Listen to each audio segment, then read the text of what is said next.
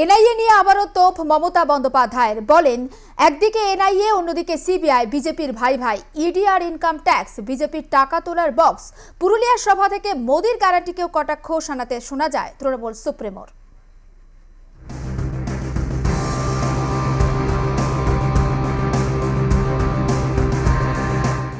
এনআইএর কোন অধিকার আছে?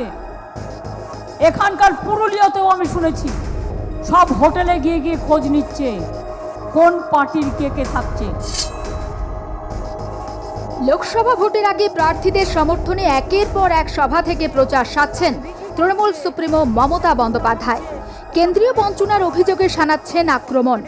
অভিযোগের শীর্ষে রয়েছে কেন্দ্রীয় তদন্তকারী সংস্থার গতিবিধি। এমন আবহে পূর্ব মেদিনীপুরের ভূপতিনগরে 2022 সালের ডিসেম্বরে বিস্ফোরণের ঘটনার তদন্তে নামে এনআইএ। সংস্থার বিরুদ্ধে বিস্ফোরক মন্তব্য করা হয় তৃণমূলের তরফে। শনিবার তপনের সভা থেকে ভূপতিনগর নিয়ে আক্রমণ শানাতে শোনা যায় তৃণমূল সুপ্রিমোকে। অত্যাচারী সরকার, অনাচারের সরকার, আমরা চাই জয় জোহার। রবিবার পুরুলিয়া সভা থেকে এনআইএ নিয়ে কেন্দ্রকে ফের আক্রমণ শানান মমতা। বলেন, মানুষ যখন প্রতিবাদ করছে এনআইএকে ঢুকিয়ে দিচ্ছে।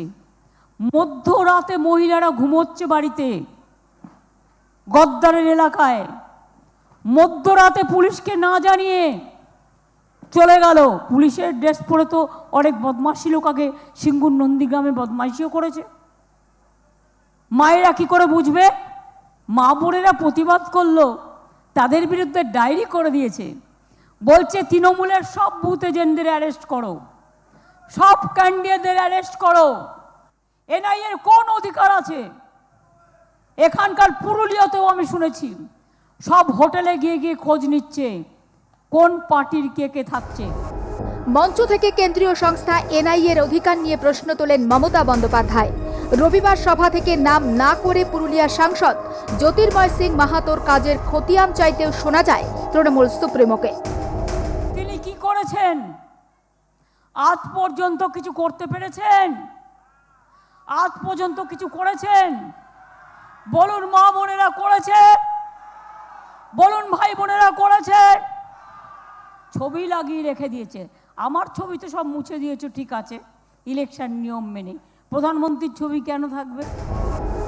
রবিবারের সভা থেকে নরেন্দ্র মোদীর গ্যারান্টিকে কটাক্ষ করতে দেখা যায় মমতা বন্দ্যোপাধ্যায়কে। বলেন, একটা দানবীয় সরকার, অশুভ সরকার। মোদীর গ্যারান্টি মানে নোটবন্দি আর সিবিআই। ব্যুরো রিপোর্ট, আর প্লাস নিউজ।